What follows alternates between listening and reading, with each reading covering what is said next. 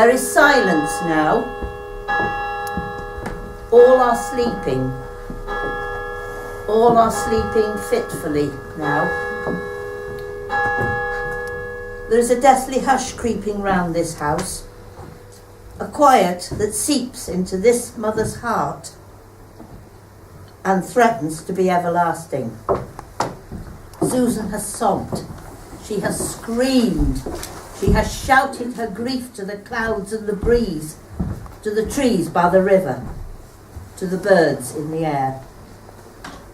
Her husband has held her, her sons have hugged her, and her daughter has lain with her, dear arms encircling her. Wilfred has gone, my darling son, my wonderful, honourable young man, who will remain in my heart as long as I live. And today, Susan sees a kaleidoscope of memories of Wilfred. They're precious beyond price. They bring pain, but they bring comfort in equal measures.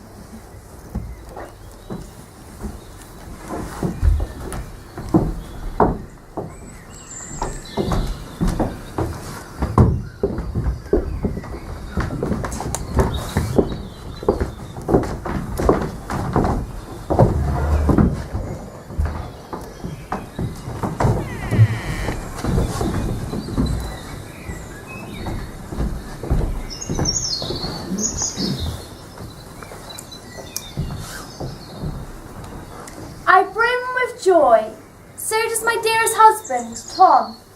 On the 19th of March, 1893, I gave birth to a beautiful baby boy. Already, we love him more than any words in my diary could say. He is to be called Wilfred Edward Salter Owen, names which combine both of our beloved families. His blessed Christian name, Wilfred, means desiring peace. I have such dreams for my boy. Wilfred was born to my dear Susan here at Plas Wilmot House in Oswestry. The windows overlook the garden, and this morning I held Wilfred in my arms. We looked together at my trees and my flowers. I was suffused with happiness. During the birth, my wife was visited by Dr. Roderick. He will visit again today, as well as my wife's sister, Emma. I cannot wait for my sister to meet Wilfred. He is swaddled in our family shawl, an heirloom, and a dear little cap. I love him so much. But in 1897, on grandfather's death, the house here at Plas Wilmot had to be sold. Tom, my husband, was appointed a supervisory post at the Western Railways in Birkenhead. So we left the comfort of Plas Wilmot and Oswestry and moved to Birkenhead, where Wilfred was enrolled in the Birkenhead Institute for Boys.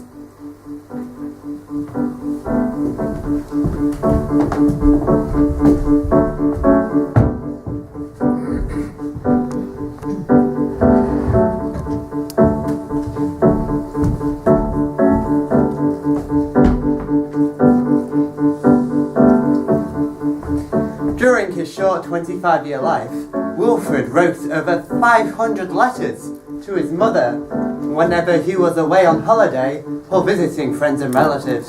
He wrote almost daily to tell his mother what he was doing and what he was thinking. April, Shrewsbury. Dear mother, Grandpa has given me a patch of garden. I've already got about 6 potatoes planted. I've made another path. And to the left of it, it's the vegetable garden.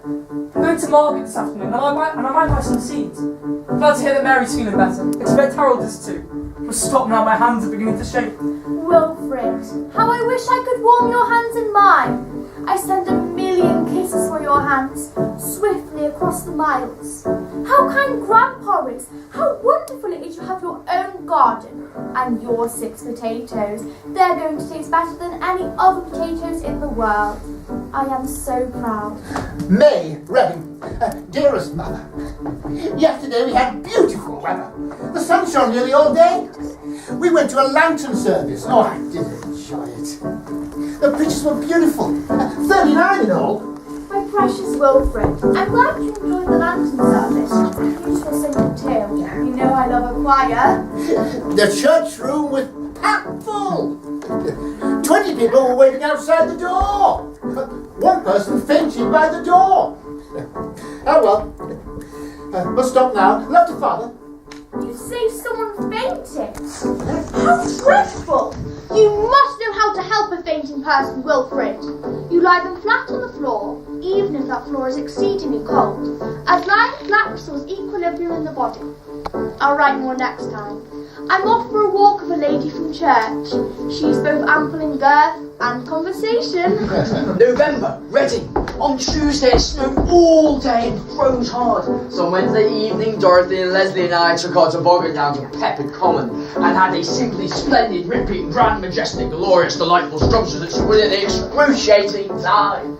Wilfred, I like to think I'm part responsible for your writing talents. Perhaps they developed from holidays in Roxton Village near Cheshire when you were 10? Do you think that's possible, Wilfred? The moon was overclouded, but there was just enough light to see the dark forms against the snow. Today we've been pressing flowers in your sister's copy of Alice in Wonderland. Sometimes I think your sister might be happier in Wonderland. She's a dear, poorly thing. Last night when I went to bed, there were blocks of ice floating around in my water. This morning it was thicker still. So you can imagine what a time we're having. I try my best to feed your sister in a healthy fashion. I cook her soups and liver, but still she remains so small and she wakes me in the midst of most nights. She wants to be by my side always. Luckily your father's a tolerant man. December, Reading. My dear mother, I'm writing this to you sitting on the veranda in bright sunshine, no coat on. Isn't a cloud in the sky? Dear Wilfred, happy Christmas. We miss you. Can't believe I was out skating yesterday. We're going out again this evening to gather decorating materials in the woods. Christmas wishes to all, your ever loving Wilfred. Mary's helped decorate our little sitting room here. It is pretty now with holly. I cannot help but remember the beautiful sitting room at Place Wilmot, the house where you were born, in your grandfather's bedroom with its delicate coved ceilings. But times change and family circumstances change, and we must appreciate what we have. And I have you. January, Reading, my dearest mother. It's a lovely night. The moon is brilliant, and Orion looks superb in the eastern sky. Have you seen it? It is nice that we're separated by hundreds of miles to be able to gaze at the same objects. If possible, could you tell me how to find Mars? I'm vague as to its position at present and would be grateful for some directions. I look at the stars often. They are a comfort in the darkest nights. I don't know much about positions though, but I believe Mars is low in the sky in the mornings before moving eastwards. Do you know why Mars is named after the Roman god of war? I think it's because Mars is a rusty red colour, like blood. But someone once told me that Mars looked just like butterscotch. August Torquay. Dearest mother, is it set that we must leave Torquay on Tuesday? I'm by no means upset with this place. The whole day for me and my brother Harold centres round bathing, the best we've ever had. It's one of those rare cases where the actuality does not fall short of the expectation.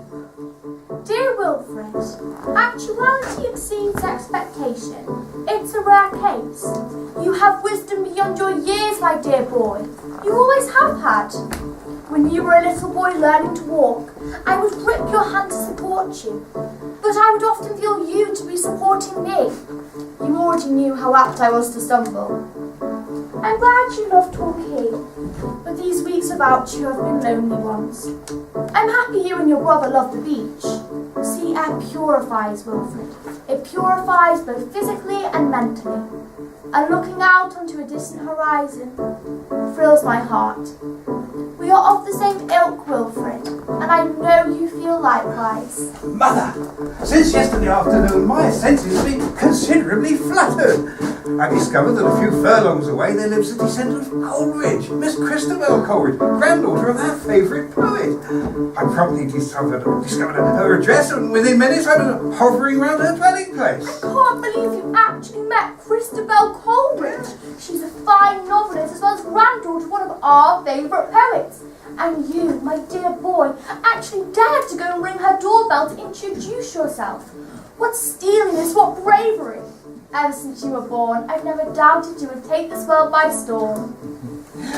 September. Regan, my dearest mother, yesterday Leslie's friend took us on a cycle ride to see a Mr. Treacher. He's a famous geologist and collector of antique artifacts. I have never in my life, in museum or house, seen such a magnificent collection. Hardly less interesting was his great range of books on geology and history, etc. Mr. Treacher himself, with his long grey hair, philosophical manner and dirty old coat, is a character I go a long way to see. Wilfred, what delights in your letter! Nevertheless, I miss you. I busy myself with Mary and your brothers. But it's you who fills my thoughts. Yesterday your father called me pressing your clothes. He said, Your face is lit with such a tenderness that I wish it could be sent in my own direction. this was a most unusual utterance from your father. Later I heard him in the garden, humming something rather wistful. His voice, that beautiful tenor we all admire, it stopped me in my tracks. Tomorrow, we go to see the latest achievement of civilization, namely aeroplanes. Real, large ones, owned by Frederick Mr. Wilshire's. Your loving son. Yours ever, Mother. Yours ever, Wilfred. Love from Mother. Fondest love to all, Wilfred. Your devoted Mother. Your very own Wilfred. Your loving Mother. Wilfred made fine progress at Birkenhead Technical Institute. It is a fine place where Wilfred indulges his love for learning. The school has a reputation for bringing out the best in its boys, both morally and intellectually. We are so happy we enrolled Wilfred. It is not always easy to pay his bills, however. His last bill, made out to Tom Owen, father of pupil number 102, was made out for £2.14. However, his education is worth every penny. A teacher wrote in Wilfred's last report, he is obsessed with the need to equip himself scholastically. We are so proud.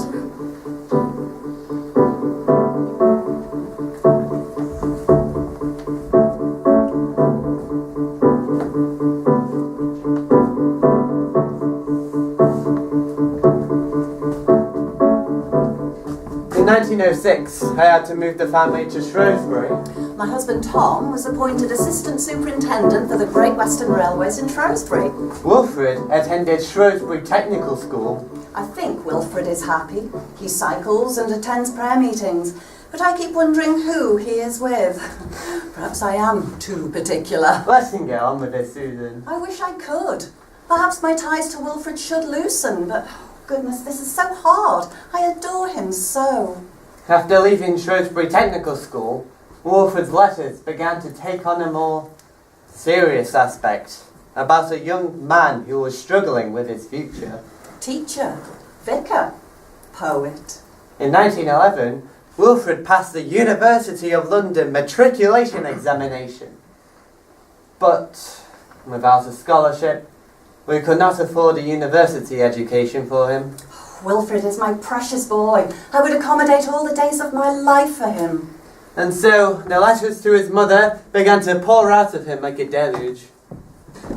18th of June, 1911. My dearest mother. Yes, thank you for your letter.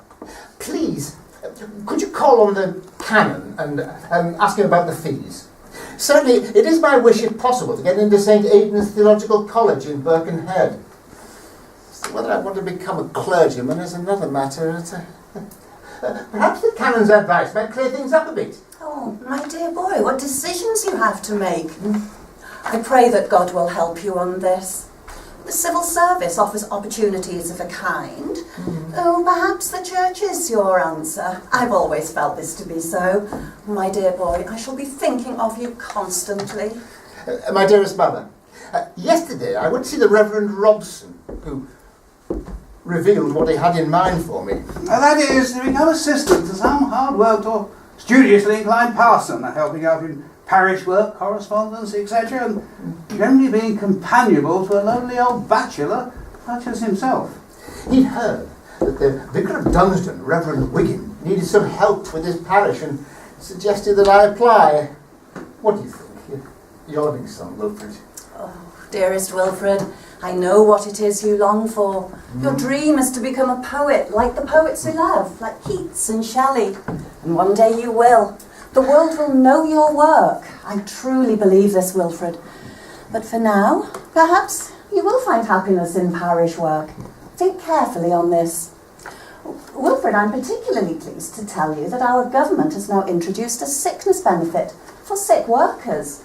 This will help families in our parish and many others. Wimbledon.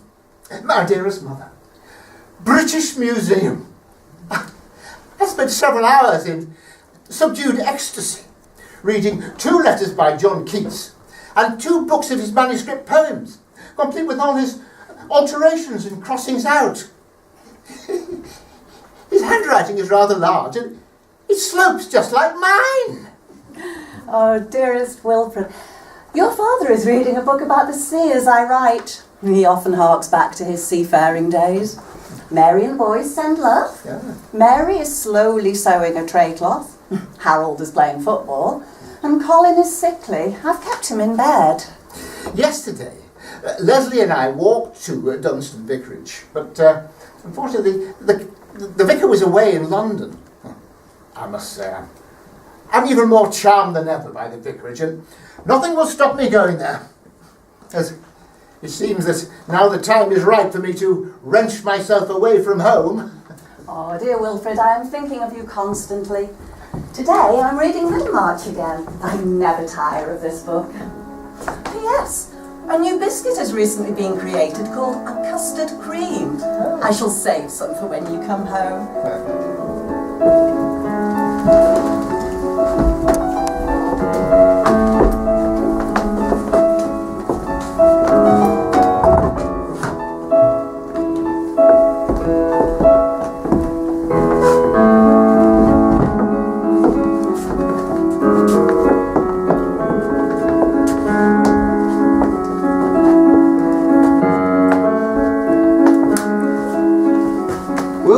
Moved to Dunstan Vicarage on the 20th of October 1911 to take up his position as an assistant to the vicar. He was 18 years old and had equipped himself with the necessary clothes. A bowler hat, a dark suit and a dinner jacket. He was, however, worried about the amount of time that would be left for him to continue his studies after he had completed all his duties around the parish. Dear mother, it's about time that I began to give you some account of my mode of life here at the vicarage. The house is even larger than I ever imagined. My chamber is softly carpeted and my room is handsomely furnished. My precious son, your life is opening out, flourishing indeed. I am joyous. This afternoon, the vicar took me visiting with him till afternoon tea. And dinner at 7:30. Such things as jugged hare. Wilfred, what bliss to be served jugged hare. In the meal times in the evening,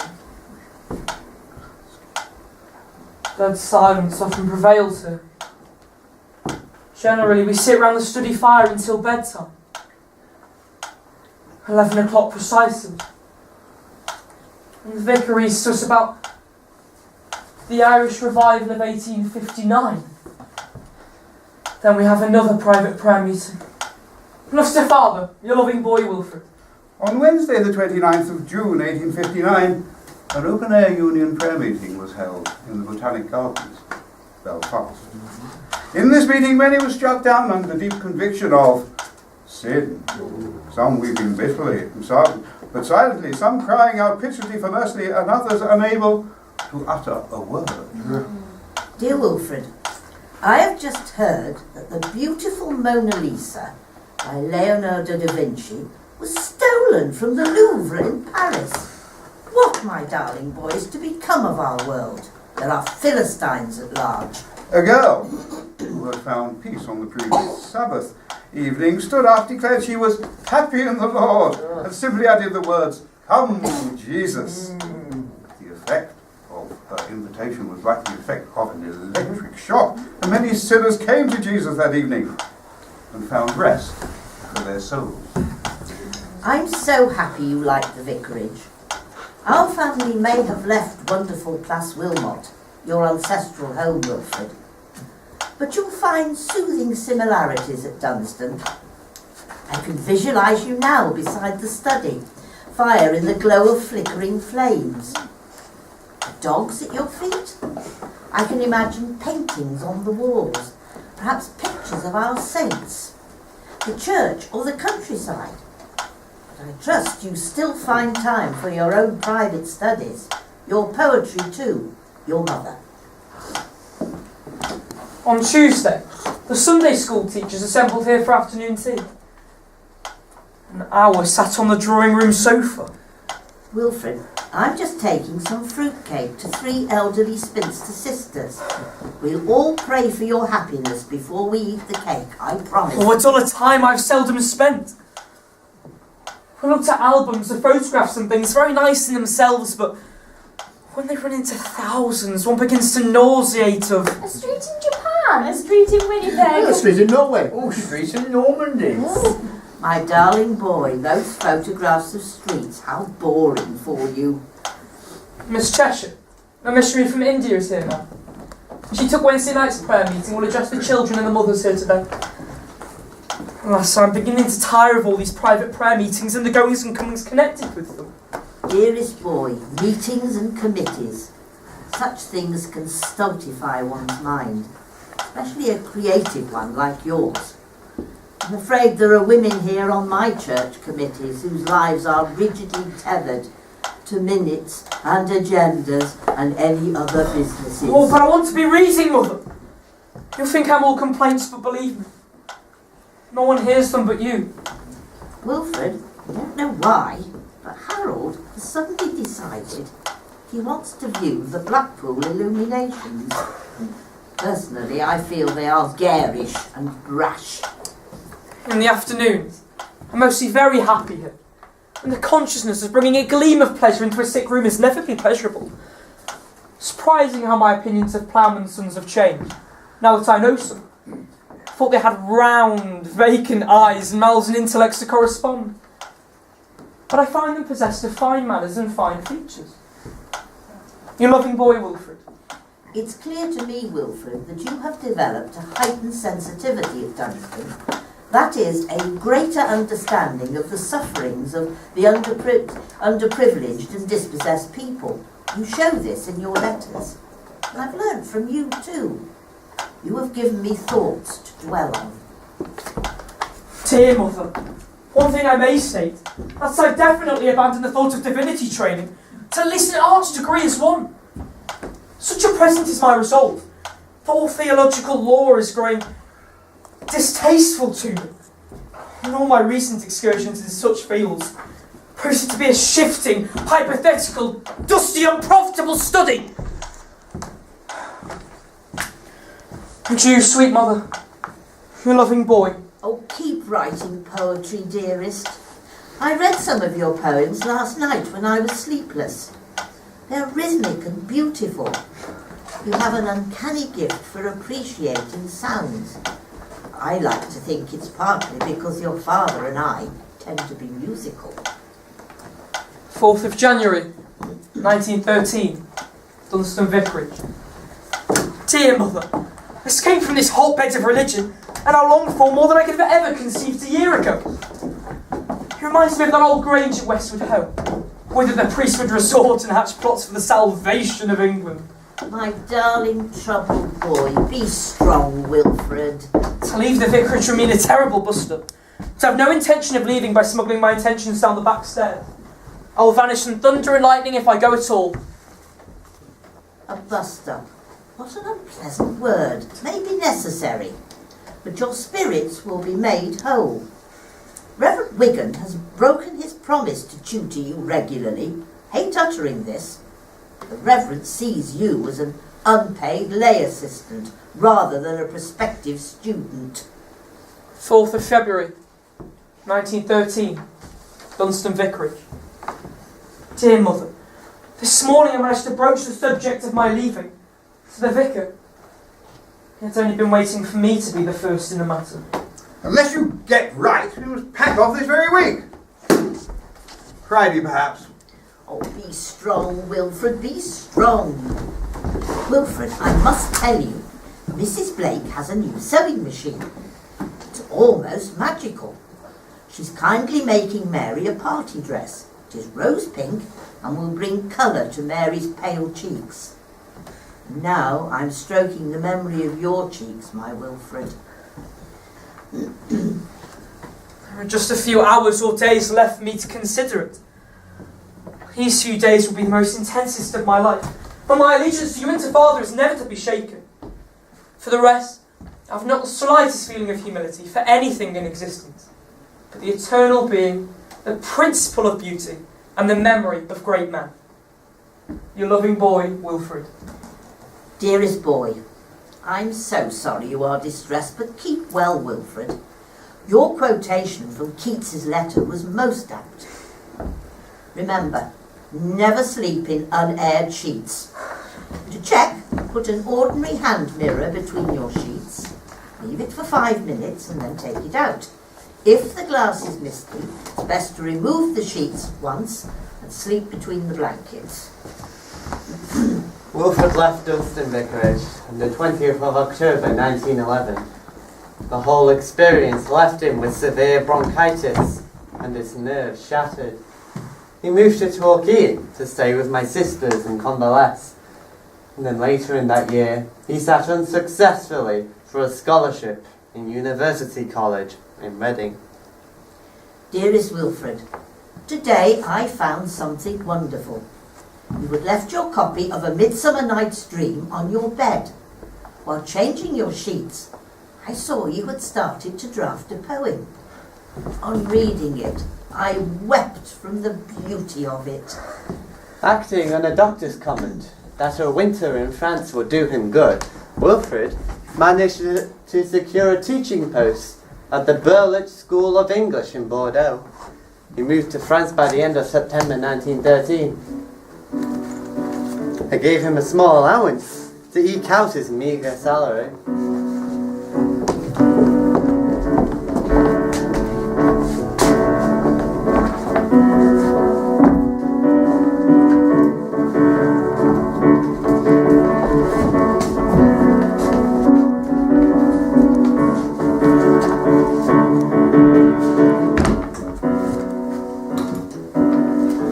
Except for one brief visit to England in the summer of 1915, Wilfred remained in France for the next 2 years.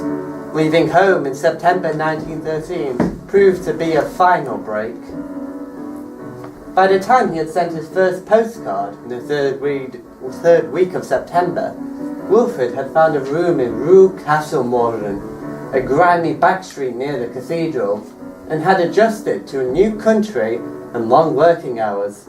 The director of the Burlet School of English worked his tutors ruthlessly hard. Dearest mother, my room costs 30 francs a month. I've got a very satisfactory déjeuner and dinner for 1.5 francs at a hotel not too far from my room. I'm lucky to have found a room which combines cheapness, nearness to the school, tranquility, and a large window overlooking a garden. The school was open from 7 in the morning until 9 at night. Wilfred had to be there for 8 and teach for 7 or 8 hours a day. Often his workload went to 9 or 10 hours a day. Now surprisingly, he developed a dislike for the school, and early in November he became seriously ill. Dear mother, last Saturday I got somewhat low. After a week's double work. Stayed in bed all day. Got enough cups of warm milk to keep me alive. Dearest Wilfred, I am most perturbed your health is poor. Mary and I packed a parcel, which we will shortly dispatch. But first I have to attend a Bible reading in church. We're reading the parables. And having nothing but milk for the last 3 days. So today I ordered some oxo. But alas, appeared some vile, salty concoction, not like our bottle doctor. I was, however, able to eat an egg, which I boiled for myself for tea today. My dear, I'll send you some of my gingerbread, which I know you love, but it also has healing powers. I'll also pack you some Horlicks, and of course your beloved Bovril. Rub some camphor oil on your chest, Wilfred, it should help. Wilfred's difficult life continued until the summer of 1914, when his life in France suddenly changed overnight. Dearest mother, I have urgent news. A pupil, a Parisian lady, Madame Leger, asked me whether I would like to join her for a month in the Pyrenees. She must speak English before October. Her husband is a man of letters, and they travel a great deal. They have a Villa Lorenzo, just placed in the mountains. Marvellous spot.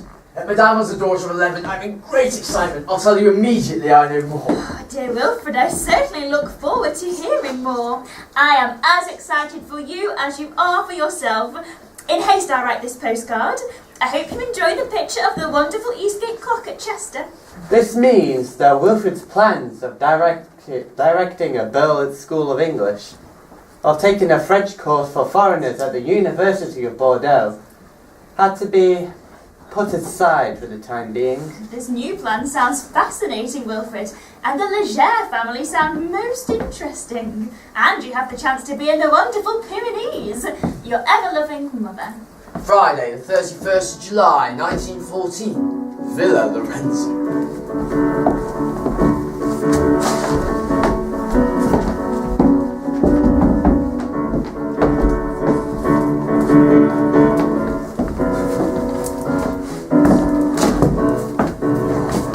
Arrived today at Villa Lorenzo, which is snugly placed on the hillside, not too far from town, but out of sight. It is very pretty. No, not in the English style. My bedroom is on the bottom floor, and I have 3 windows. I have a cabinet de toilette, which has running water. Very running water. The water runs on forever. Men may come to repair it, though I do not expect them. Be resilient, Wilfred, whatever happens. Your father remains at least outwardly cheery. He says to tell you. Jack Hobbs made 226 runs for Surrey against Notts before a crowd of 17,000. Bless you, my precious boy. And recall Ecclesiastes. A time to love and a time to hate. A time for war and a time for peace. Love you always, your mother.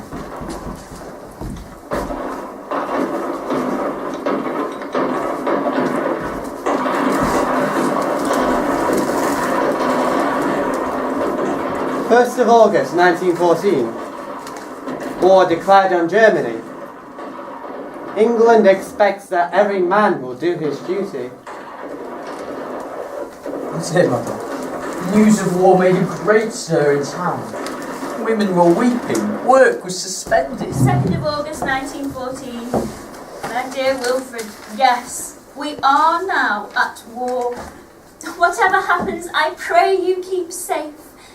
We may now be seeing the last days of life as we, you and me, my precious boy, know it. Dear mother, nearly all the men have already departed. I had to declare myself to get a permit to remain here, where I must stay under the penalty of arrest, as I get a special visa for emigrating. I don't know how this current state of things will affect my courses in Bordeaux. It is said we are balancing precariously on the edge of catastrophe, Wilfred. Here, there is a strange, heady mix of fear and excitement. Your father says the call to arms has been magnificent. 100,000 men between the ages of 19 to 30 are ready to enlist. I heard that the recruiting office in Shrewsbury has become like a theatre. Men go off to war, lighten their high emotions by cracking jokes, becoming comedians. Wilfred, it is serious, this situation in Europe. And the vicar has declared from his pulpit that we must never forget that our British Empire is a heavenly creation. Practically all the men have already gone to join the army. The last time we went to market, it was empty.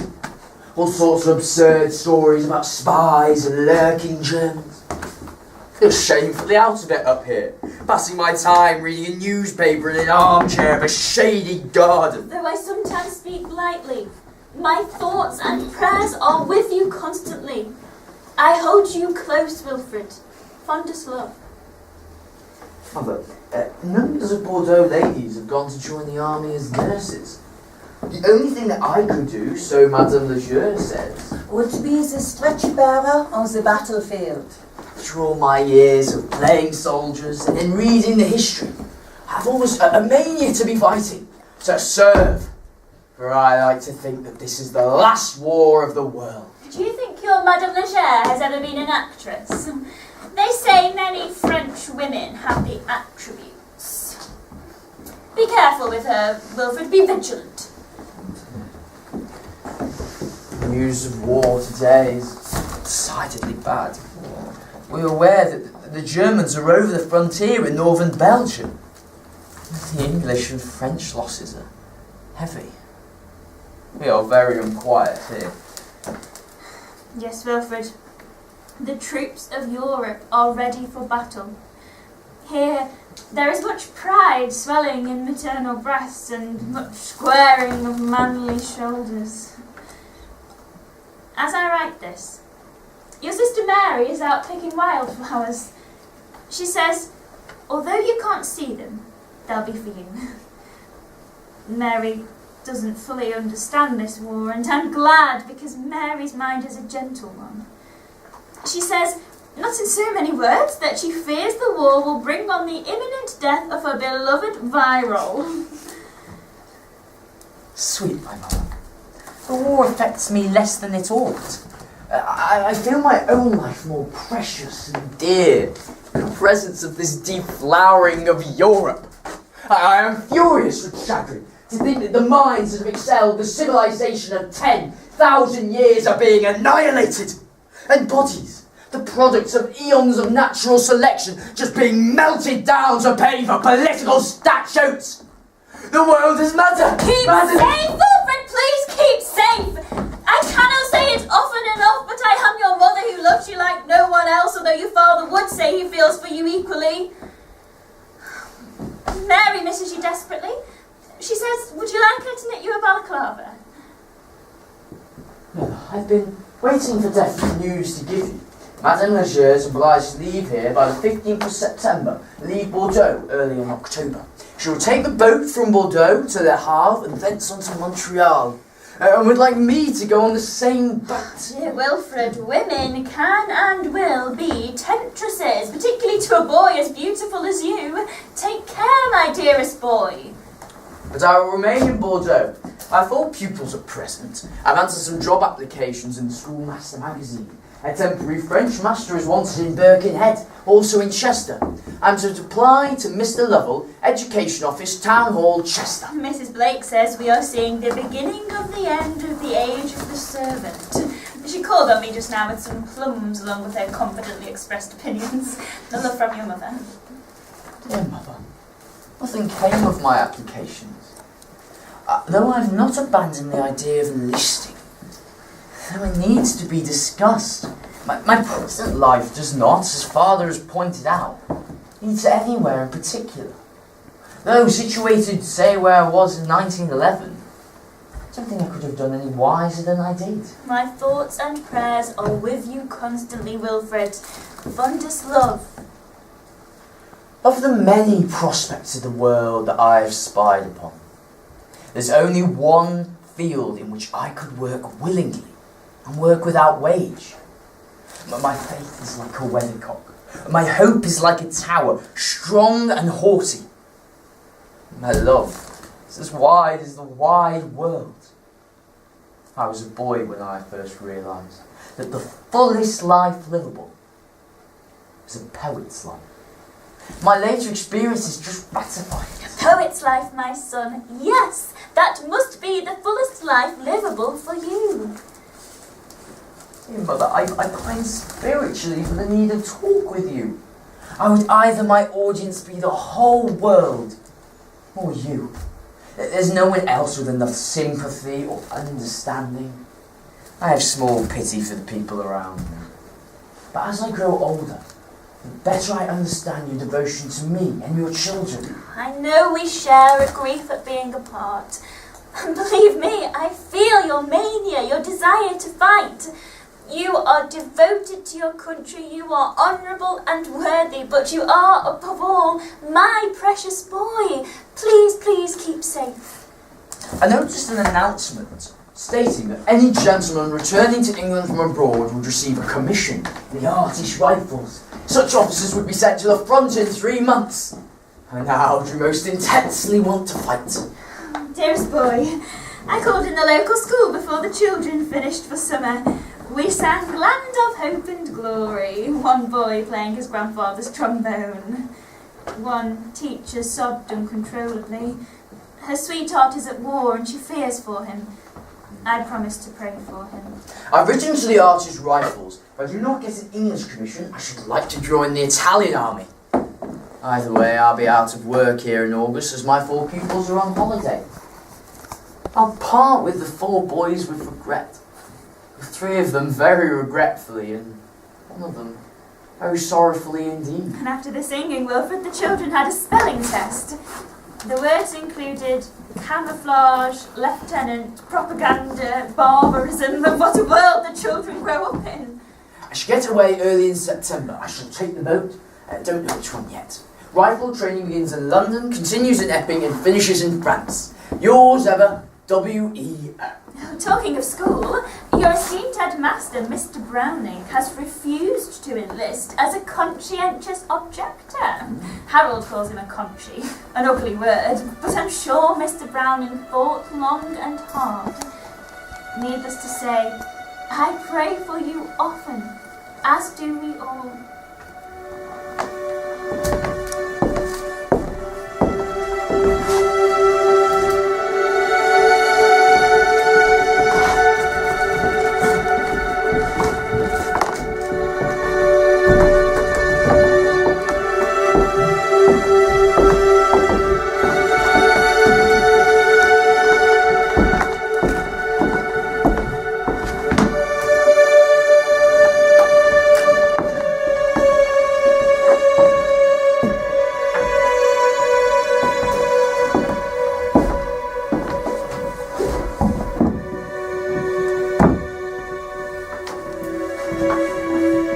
Wilfred moved back to England in July 1915, enlisted with the Artish Rifles in October. After 9 weeks' hard work there, he was eventually shipped here, to the officers' school in Balgorod House. He was eventually commissioned into the Manchester Regiment, and shortly after moved to join his platoon at Milford Camp in Surrey. My dearest mother, the army as a life is a curious anomaly. Here we are, preparing to lay down our lives for others, and yet none of this is apparent in the jostle of discipline and jest. We go from the meanest tasks, scrubbing floors, to delicate napping. And while being kept in for being naughty, we study military law. Yeah, all in all, though, I'm fortunate to be here, and happy sometimes. Wilfred was soon put in charge of his own platoon, about 40 men. It was his duty to oversee their training. They had to be skilled in many things, from folding blankets to laying out kit for inspection, to their main 3 tasks of marching, digging, and killing. Above all, every man was supposed to be an expert in the use of arms, and every man was expected to be deadly with a rifle. These Lancashires are extraordinarily open and honest. Hard-headed miners, dovish, loutish, ugly, coarse, unlovely Lancashire soldiers, Saxons to the bone. But I would trust them to advance under fire and to hold their trench. On the 11th of December, Wilfred received his orders. Please note that you are placed under orders to proceed overseas. He left for France on the 30th of December by boat. My dearest mother, 1st of January 1917. I've been placed under orders to take the train to Etaples in northern France to join the 2nd Manchester Regiment. There's a fine heroic feeling about finally being in France. I'm in high spirits. There's a tinge of excitement about me. And excitement is always necessary for my happiness. Now, I must pack. Love to you, Wilfred.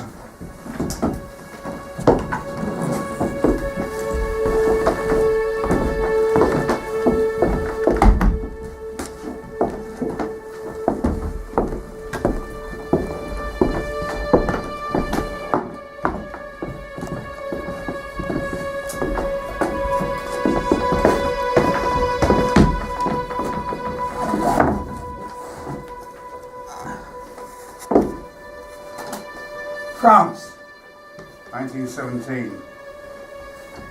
4th of January, 2nd Manchester Regiment, British Expeditionary Force. My own dear mother. Since I set foot in Calais, I have not had dry feet.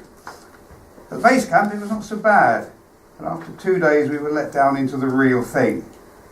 Mud. It has penetrated now the sanctuary of my sleeping bag. And that holy of holies, my pyjamas. Mud in your pyjamas, Wilfred. When you come home, there will be the cleanest, warmest pair of pyjamas waiting for you on your pillow. I sleep on a stone floor with 3 other officers. The rest of the house is filled with the roughest set of knaves I've ever been herded with.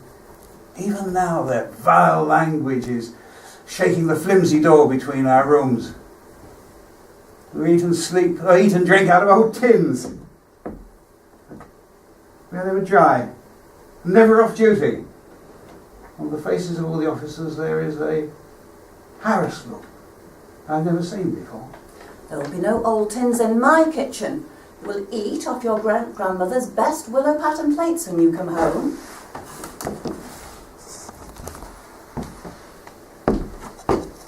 "16th of January.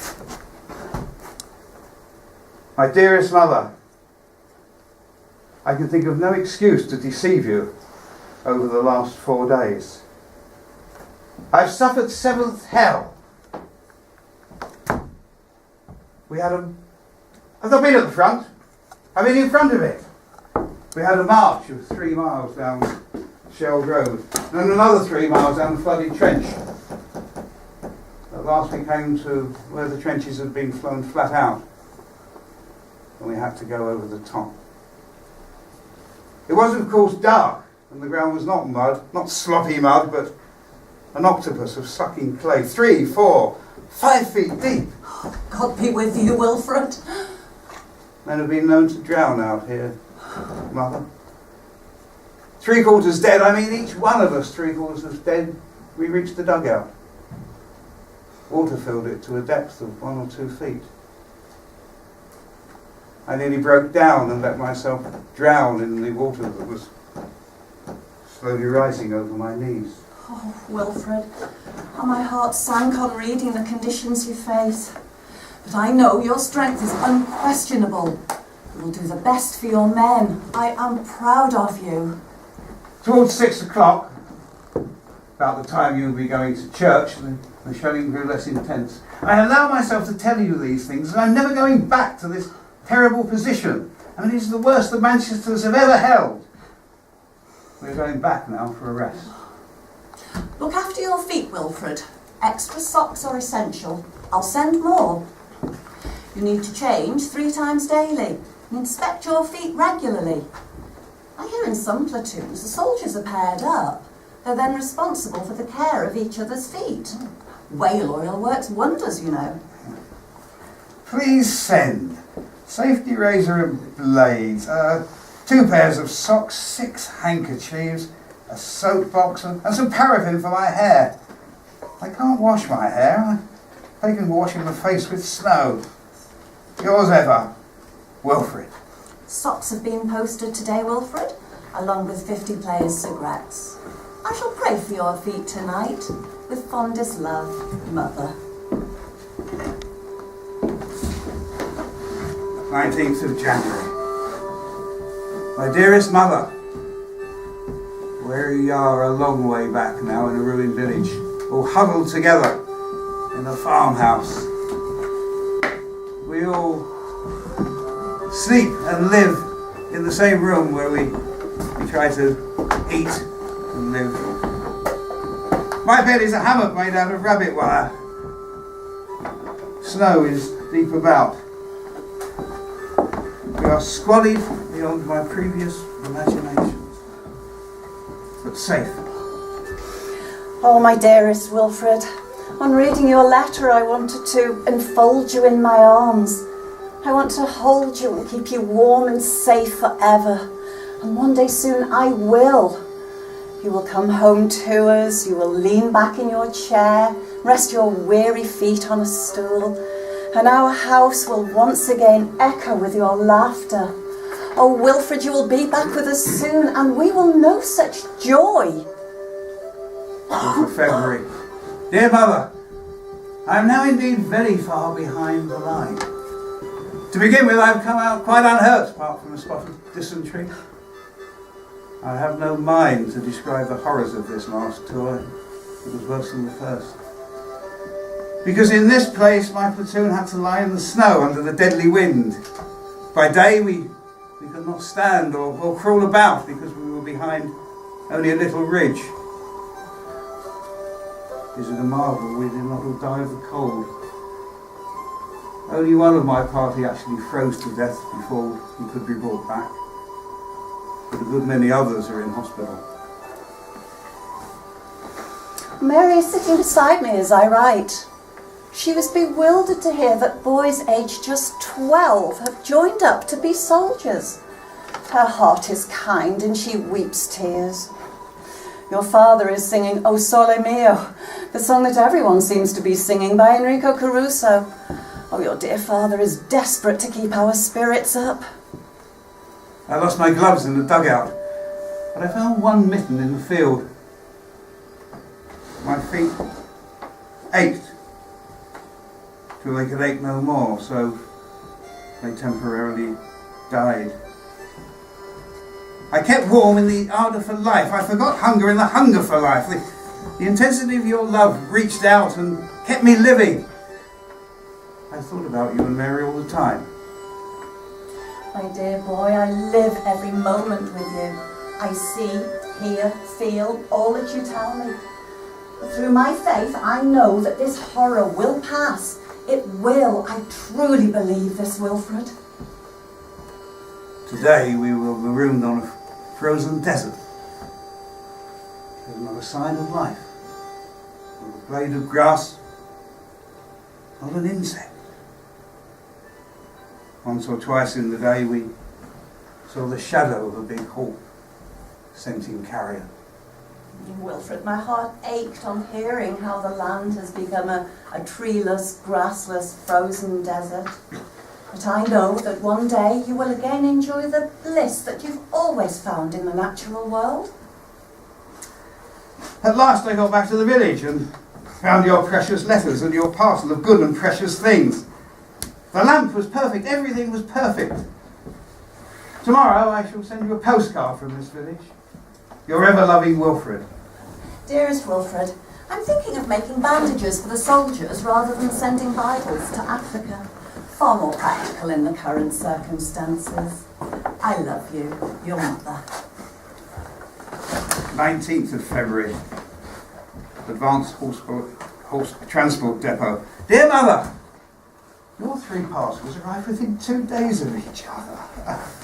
The cigarettes were the most essential. Well, the stuff sold out here is abominable. But you exceed the need for socks, so please withhold the socks for a few days. Wilfred, your brother Harold is refusing to use soap. He's heard that a factory in Germany uses melted down bodies to make soap from the fat. Mary is making gingerbread, and Colin is sickly. I've kept him in bed. The gingerbread arrived in fine condition. Oh, you made a very cunning choice of biscuits. You overwhelmed me with the chocolate. I'm keeping it together with all the other sweet stuff for taking up the line. But the puttied meat, it's far too heavy an item to send. And besides, it's plentiful out here. Mr. Lloyd George has declared that this is a moral war. We fight for the little people of the world, like the people of Belgium. Can you believe what Colin said when I quoted this? He said, "Mother, I really didn't know that the Belgians were midgets." Harold then, jokingly, attempted to swipe your brother with a cricket bat. 18th of March. 13th Casualty Clearing Station. Dear Mother, I'm in hospital now, for the first time in my life. Last night, when I was going around in pitch dark to see a fellow suffering from particularly nasty bout of exhaustion, I fell down a kind of well. Only about 15 feet, but I got the back of my head on the way down. I've not broken or cut my head in any way, but the doctors have worried that I'm suffering from mild concussion.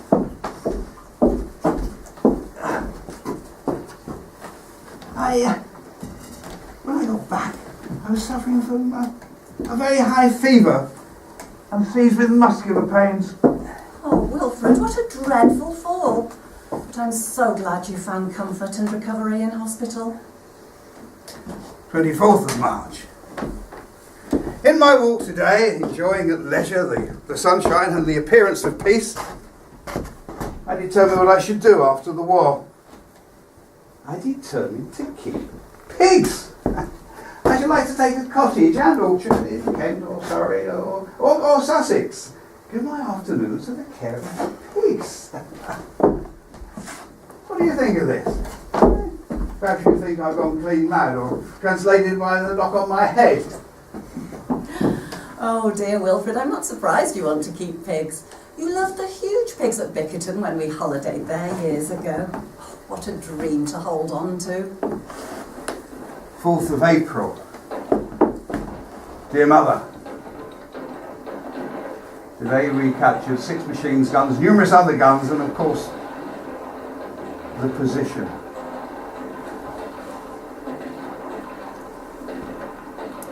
We lost many men.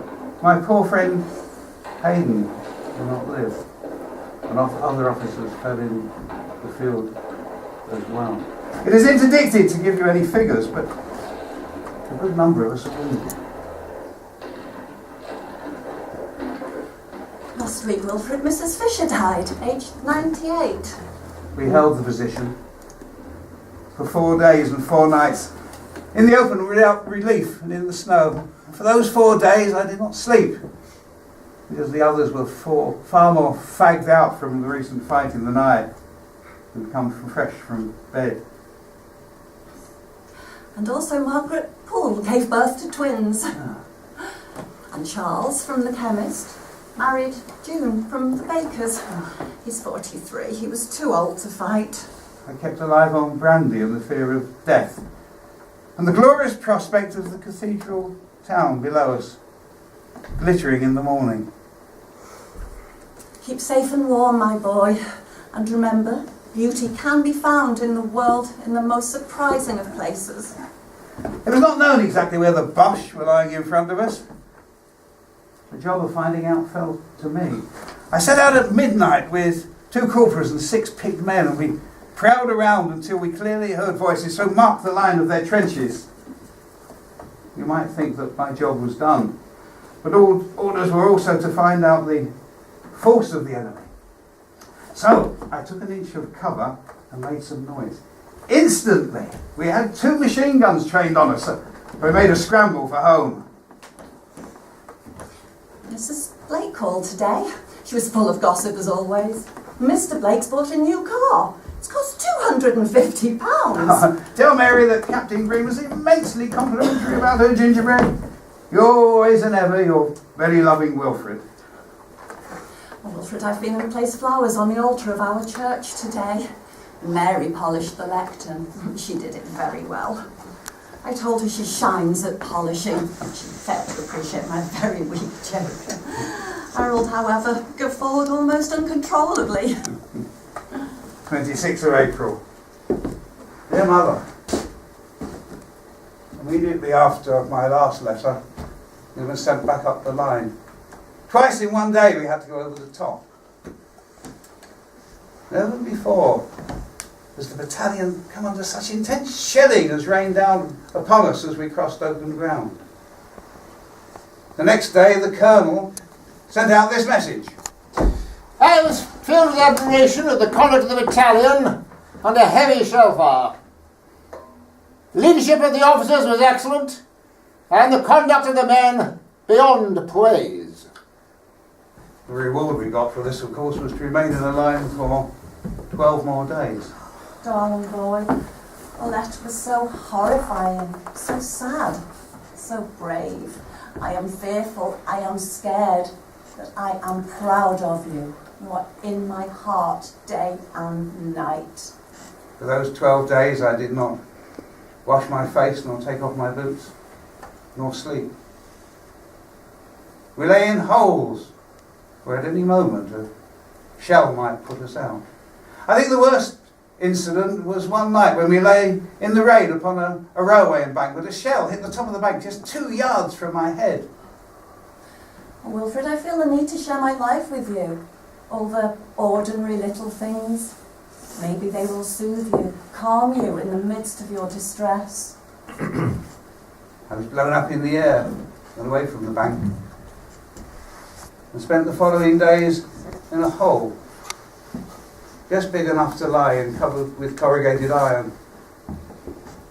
My brother officer lay opposite me in a similar hole, but he was covered with earth. No relief will ever relieve him now.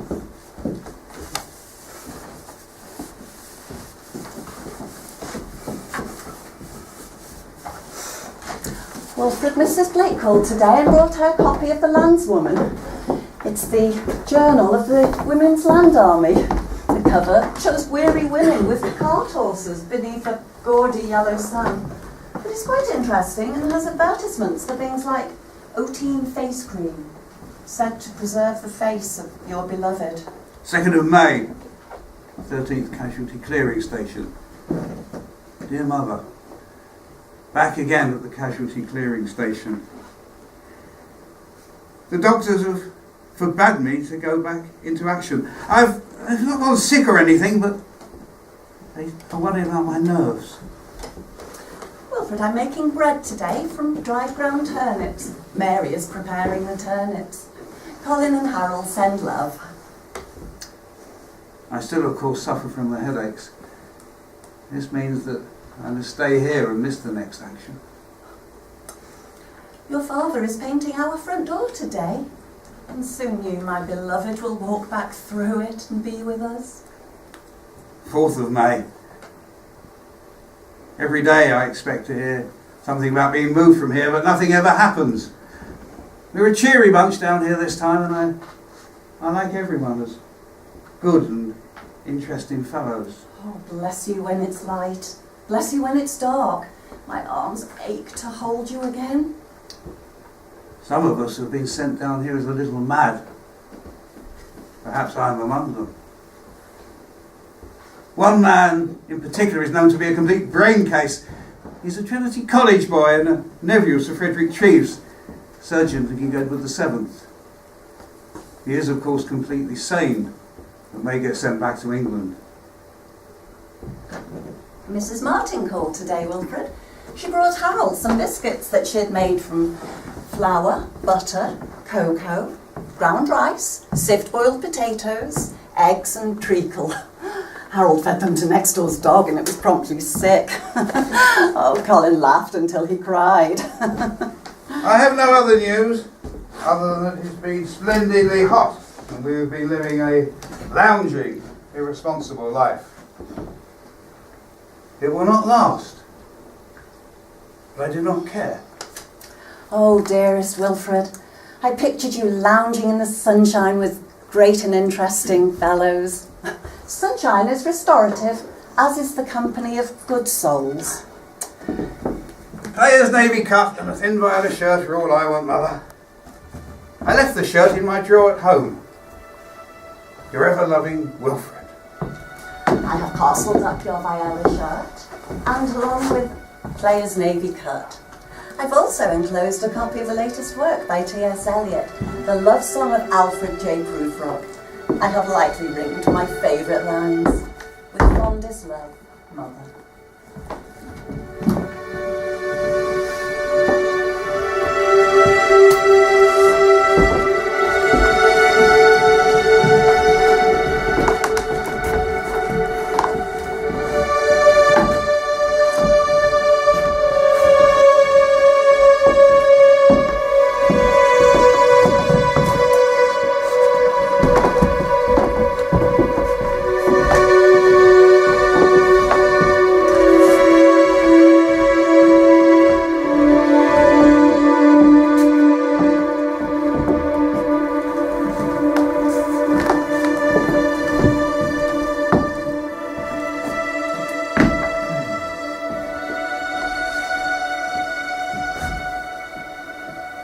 My son was eventually shipped back to England, and after a few days at an assessment centre, he was eventually shipped here to Craiglockhart War Hospital for neurasthenic officers in Edinburgh.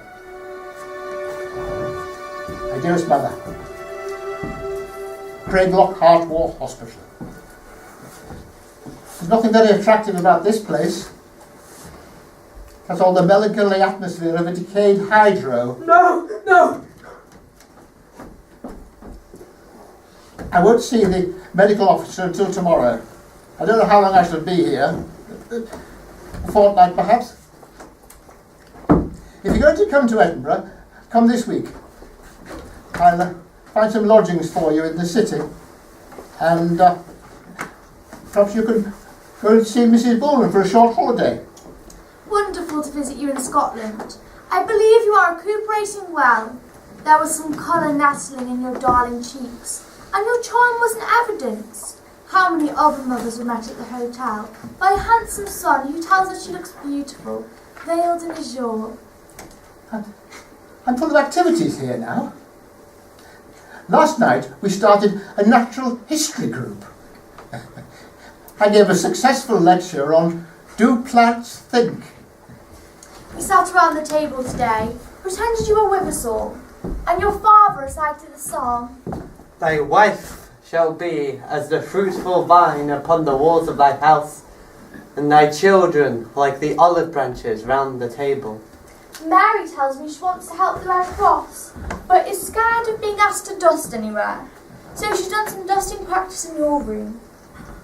I'm sure you're writing and reading, and I was proud to hear you're editor of Hydra, Craiglockhart magazine. You are my special precious boy, and I adore you. I've been reading Siegfried Sassoon, and I'm at a high pitch of emotion. Nothing like his trench life sketches have ever been written, or ever will be written. I haven't plucked up the courage to speak to him yet. He's here, you know, because he wrote to the High Command and was rather critical of the war. They promptly sent him here as mad. I will visit you again soon, Wilfred.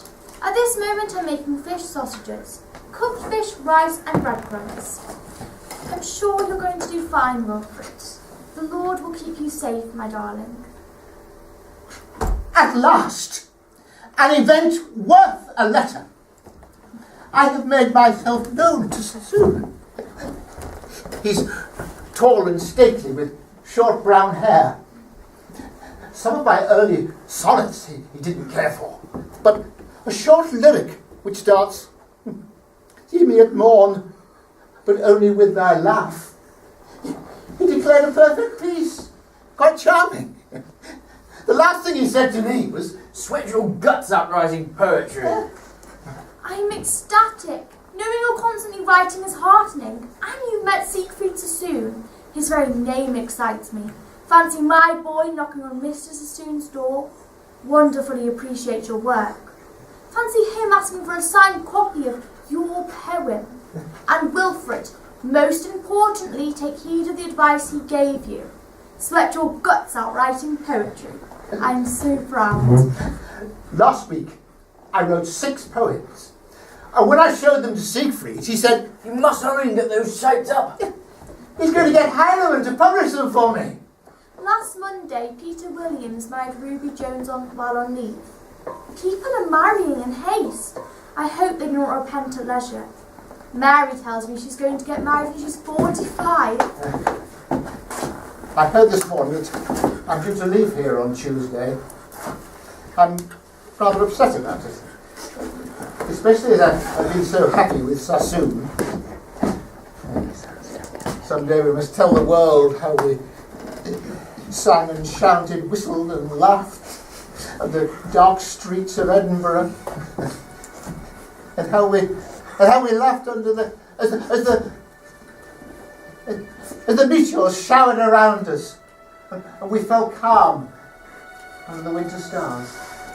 After a period of recuperation, when Wilfred visited us in Shrewsbury and spent some time with friends in London, Called in at the poetry bookshop, of course. Wilfred gradually returned to regimental duties. Soon after, he was declared fit for general service and was ordered to rejoin his platoon.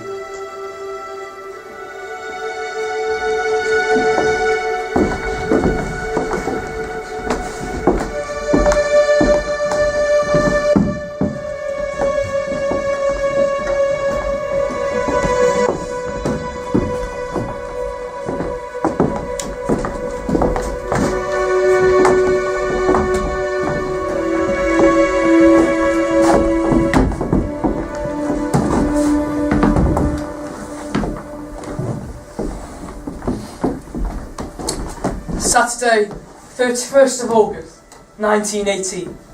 Officers' Rest House and Mess. Dear Mother, my last hours in England were brightened by a bathe in the fair green English Channel, in the company of the best piece of England left in our fair country. I met a boy from Harrow, of superb intellect and refinement. Intellect, because he detests the war more than he detests the Germans.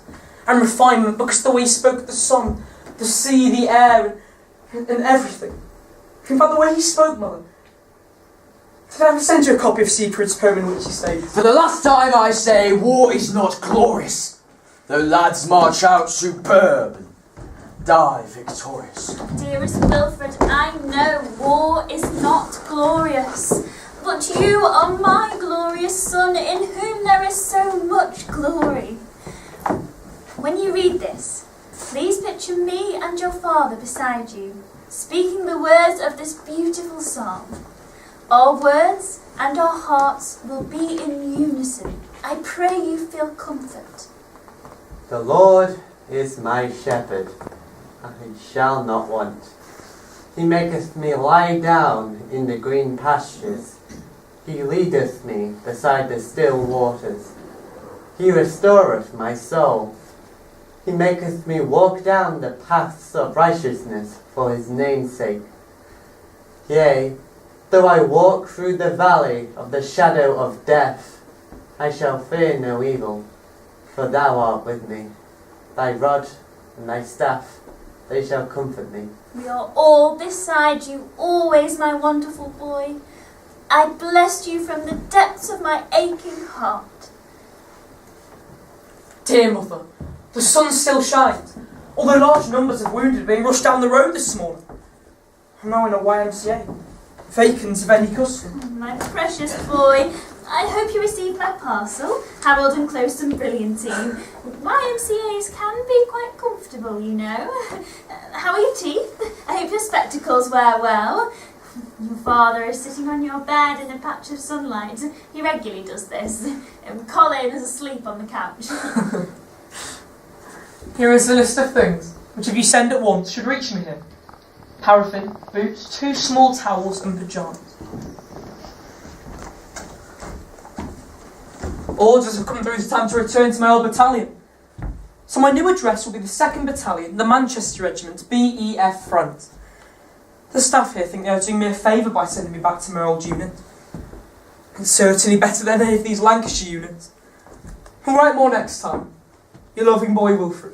Dear Wilfred, I am sorry this letter is short, How I wish I could hear your voice, your laughter. This missing of you is intolerable. But who am I to speak thus? What you are facing is utterly, cruelly intolerable. All the love I have, Mother. Dear Mother, thanks for the parcel. Cigarettes are getting scarcer and scarcer. The poor boys were smoking blades of grass in envelopes last week in the line. I wish the Manchesters marching, and with great cheer it was to see at least 2 lads instantly recognise me as they went past. They were, strangely, the 2 I'd most hoped to survive. Those 2 were almost the only survivors of the original group. I've been appointed bombing officer to the battalion, though I know nothing about bombs. I told the adjutant and he wanted to think about making me gas officer then. Oh, your loving boy, Wilfred. Today I opened my jewellery box, took out my lock of your beautiful babyhood hair. This beautiful blonde lock has lain there in secret with my rings, necklaces, bracelets since you were not quite a year old. Today it lay in my hand. It curled in my hand, it curved in my hand, it almost had a life of its own. And my tears just then were joyous ones. I know we will meet soon. I've been recommended for the Military Cross. I've recommended every NCO who was with me. I came out in order to help these boys, by leading them as well as an officer can, and indirectly, by watching their sufferings, so that I may speak of them one day. I have done the first. I hope that my poetry may do the second. Whose blood lies yet crimson on my shoulder, where his head lay, and where so lately yours was. I must not now write. The war is near an end. It's all over for a long time still. Wilfred, and more than Wilfred. Dearest son, be my dear, strong son, Wilfred. Think on Shelley's words. Fear not for the future, weep not for the past. Live for every precious moment, Wilfred. Dear mother, as you may have known by my silence, I've been in action for some days. I can find no words to quantify my experiences. It's past the limits of my abhorrence. I trust your socks are warm and your toes not scrunched up in your boots. That can cause lameness, Wilfred. Mother, did I tell you that in this new community, 5 healthy young girls died of fright in just one night at the last village? Those people in England and France who thwarted the peaceful retirement of the enemy are at this very moment sacrificing aged French peasants and French children to our guns. Shells made by women in Birmingham are at this very moment burying little children alive. Not far from here. After a wartime cookery club at the WI and then Bible reading with Mrs. Parker. She is a dear woman. She has no sons, but she understands how this war is affecting families, how difficult it is. She called on me earlier and said, Oh, my dear Mrs. Owen, the 2 most powerful warriors are patience and time. Words of Leo Tolstoy, my dear. It is rumoured that Austria has already surrendered. The new soldiers cheer, but the old ones go on cleaning their rifles. For my next parcel, would you please send 1 small bottle of Touch Your Hair Restorer, boot socks size 6, 20 players navy cut, and some chocolate. Mother, there's a pair of breeches in my room. Would Father get the tailor who made my last pair to enlarge the knees and dispatch them to me, please? I will send a cheque soon. So glad you enjoyed Tolstoy's words of wisdom. Your loving boy, Wilfred. Dear Wilfred, I have already taken your trousers to the tailor. I will collect them and I will send them along with your other requests, but most of all, I will send love from us all. Our world is a wild, confusing place.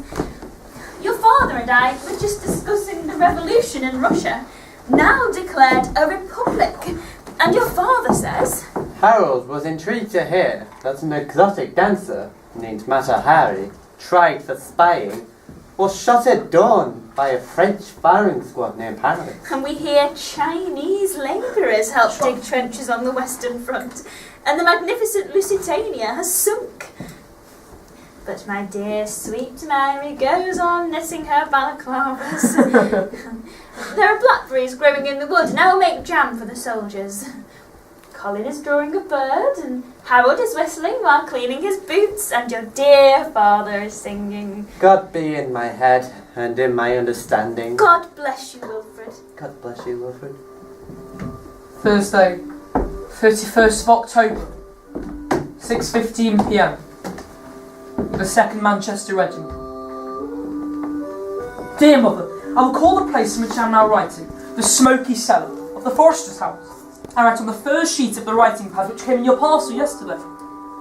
My sergeant and I ate the chocolate in the cold middle of last night under a drafty shelter of planks. I kept the malted milk biscuits for tonight and tomorrow night. The socks and handkerchiefs are most opportune, as the ground is marshy, and I have a slight cold. So thick is the smoke that I can hardly see by the candle 12 inches away. And so close are the inmates that I can hardly write for all the pokes, nudges and jolts. On my left, the commanding officer snores on a bench. Other officers repose on wire beds behind me. On my right, a chap radiates joy and contentment from his pink cheeks and baby eyes. An old soldier with a walrus moustache peels potatoes and drops them in the pot.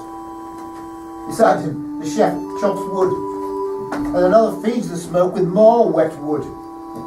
It is a great life. I'm oblivious of the ghastly glimmering of the guns outside and the hollow crashing of the shells.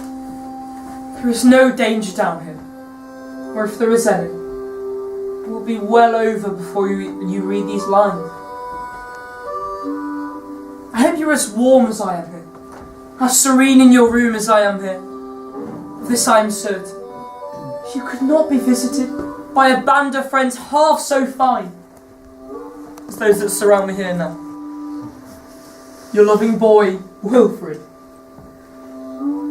Kisses for all, Wilfred. With fondest love, Wilfred. With best wishes, love from Wilfred. All my love, Wilfred. All my fondest love, Wilfred. Yours ever, Wilfred.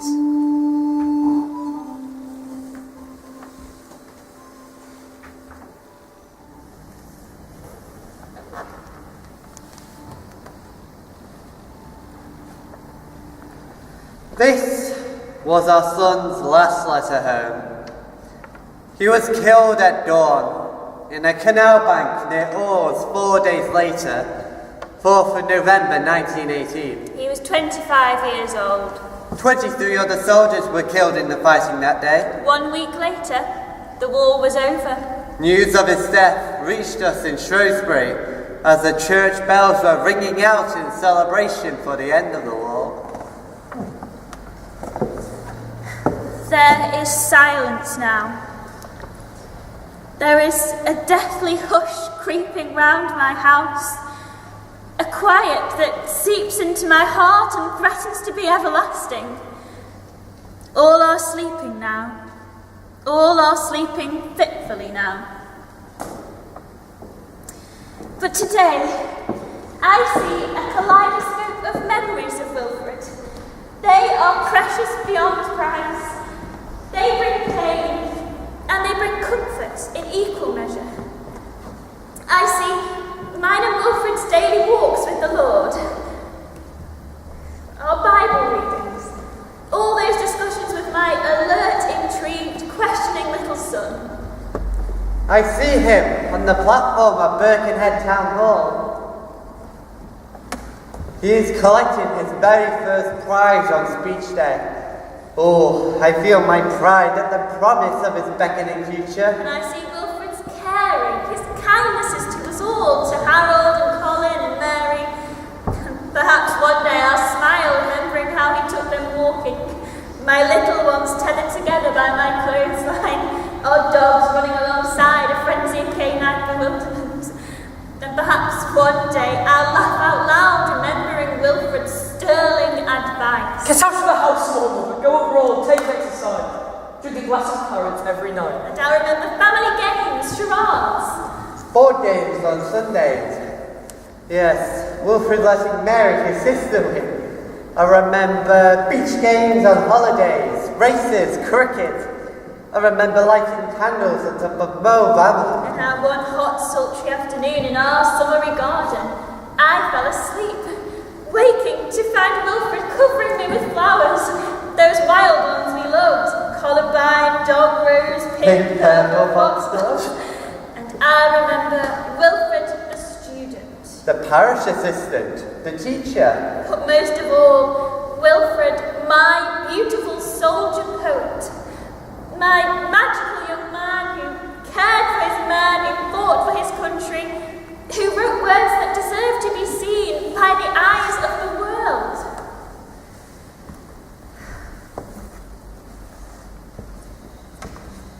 This morning, I soaked Wilfred's last letter with my tears.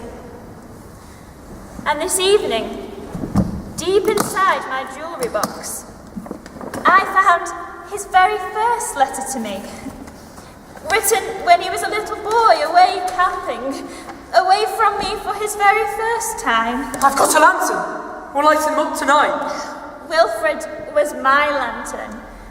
He brought light into this world for me. He lit up my life. We will miss him so much. But a century from now, I know we will remember him. But for now, there is only silence. The parable of the old man and the young, written in July 1918 by Wilfred Owen. So Abram rose and clave the wood and went, and took the fire with him and a knife. And as they sojourned, both of them together, Isaac the firstborn spake and said, Father, behold the preparations, fire and iron. But where the lamb for this burnt offering? And Abraham bound the youth with belts and straps, and builded parapets and trenches there, and stretched forth his knife to slay his son. And lo, an angel called him out of heaven, saying, Lay not thy hand upon the lad, neither do anything to him. Behold a ram, caught in a thicket by its horns. Offer the ram of pride instead of him. But the old man would not so, but slew his son. Half the seed of Europe, one by one,